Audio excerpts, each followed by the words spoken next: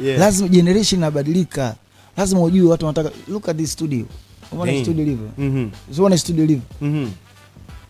Yani technology, lazima uweke technology ya kisasa. Yeah. Ukiangalia city zilizokaa watu wanataka vitu vintage, yani vitu fani dunia ilipo. Watu wanakuja ataanza taimba pale kidogo, atafanya nini, kamera zikia same transformation. Kwa hiyo na kulipokuwa kimya, kulikuwa kuna maneno yanazungumzwa mengi kweli, sikatae najua. Yeah. Na wakati mwingine hata afanya kazi ndani wako mkurugenzi naye. Nikamwambia jamani, naomba sana ni msiwe na wasiwasi. Tunatengeneza hii kwa ajili yenu. Hii ni ofisi yenu. Mimi mwenyewe najua sijafanya interview hapa muda mrefu sana. Yeah. Na kuepaga nakimbia sipendi kufanya interview.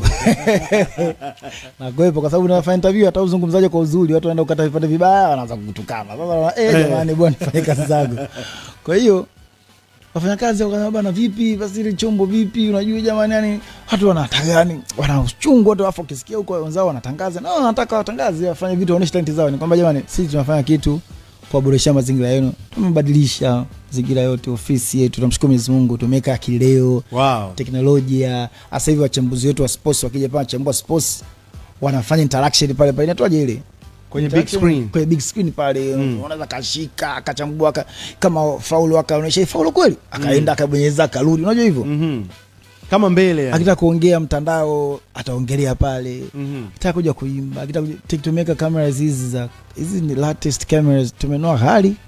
Na kamera paka hapa kwenye meza sasa hivi.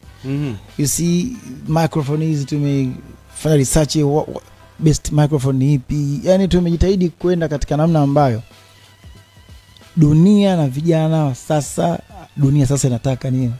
Teknolojia ya kisasa, tumeka best team, tumeimarisha, kila idara ambayo tuko nayo hapa tuboreshe hivi na hivi na hivi. So na tukutaka kuambia watu.